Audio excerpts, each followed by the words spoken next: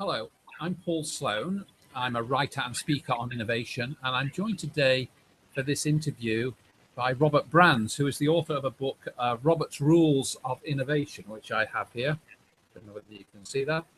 I found it a very interesting book, and I want to ask Robert some questions. So, Robert, can you just tell us a little bit about yourself? Yes. Hey, good morning, Paul. Thanks for having me. Basically, I'm an innovation practitioner. I've been in business for many years, primarily in packaging, so in product innovation. And I've run from startups to a $1 billion company. And I try to capture in Robert's Rules of Innovation what really the 10 imperatives are on how to create and sustain innovation. So I guess the first question might be, why do we need rules for innovation? Surely some innovation is something creative, spontaneous, impulsive. It's a great idea that you have and you implement. Surely if you put a set of rules together, you're constraining people's creativity. Yeah, and it's actually quite the opposite, Paul. I basically am trying to create a structured, repeatable process. So think about that, structured, repeatable process. And for that, you need some rules of engagement and some guidelines to create some consistency in the approach. For instance, ideation should not happen when you run out of ideas or have a lack of sales. It should be a process that happens regularly and structured so that you can feed it into your new product development process. And along comes issues like inspiration and accountability and ownership. Observe and measure the key KPIs, leading and lagging indicators, to really help you to deliver innovation year on year. So you mentioned accountability there, and I was interested to see you made great emphasis of that in the book about accountability in the innovation process and for the new product development team. Why do you think that is so important, Robert? Well, it's like accountability is nearly the foundation of any good operating company or team.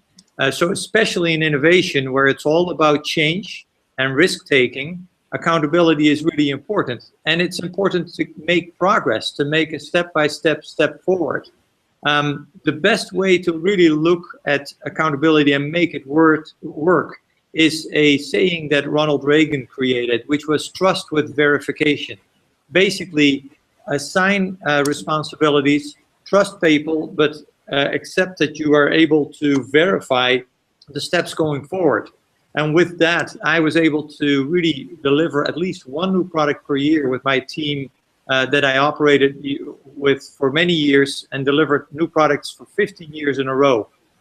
That's good. That's good. You also talk in the book about new product development and long-term development, NPD and LTD.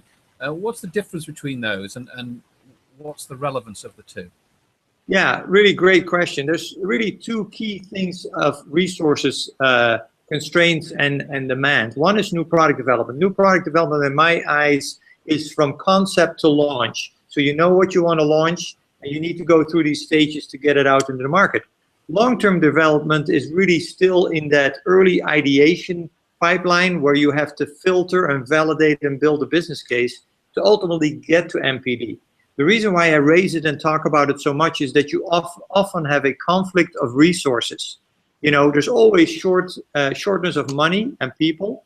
And between long-term development and MPD, you need to make sure that although often the resources are mixed, that you really separate them with objectives, targets, and milestones to get the desired results.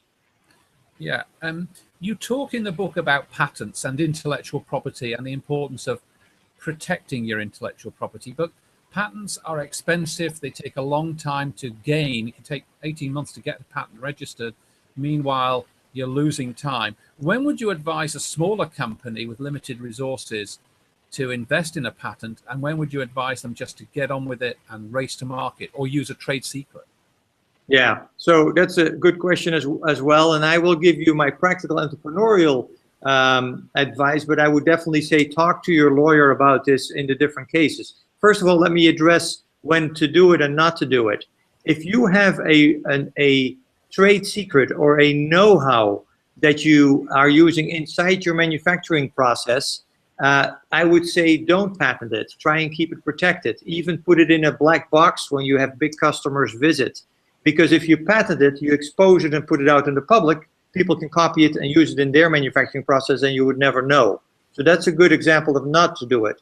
But to be honest, patents are a great way to protect the territory that you're trying to build. It is a great way to create value of the company. And in the company that I was involved in, which is called Airspray, that created the little foaming pumps for hand soap, etc. The company ultimately was sold at 15 times EBIT, all because of the IP portfolio.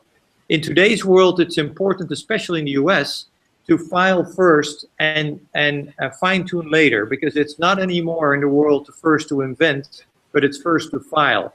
So look at it critically. If you feel you have something really unique and special, try to get the protection, and also look at the alternatives, because once you are inventing something, you normally know the alternatives, and try to make your patent as broad as possible with the claims so you're protected going forward. Okay, that's really good advice. So I'd like to finish by asking, who do you think this book, Robert's Rules of Innovation, who would really benefit by reading this? Who's the target audience?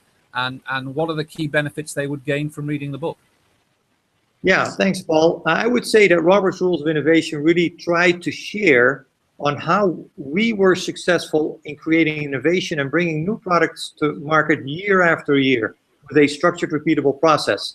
So it describes the 10 imperatives on how to create and sustain innovation. To me, it's kind of fundamental what I describe, but when you read it, all the pieces are coming together and you realize, I knew this, but I never put the whole picture together. From inspiration to risk-taking to accountability, all the way down to the reward system, it spells out the word innovation. And it applies from small companies to large ones. I've had CEOs of divisions of General Dynamics really take the book apart and using it in a proper way. And I've had small startup companies read it and understand what they had to do and build over the years to come. So it's a broad book, it's an easy read, but it gives you a framework to really look at creating and improving your innovation capabilities.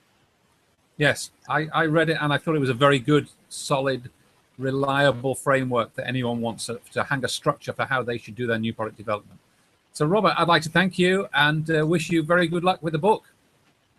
Thank you very much, and thanks for your support, Paul. Okay, bye. Bye.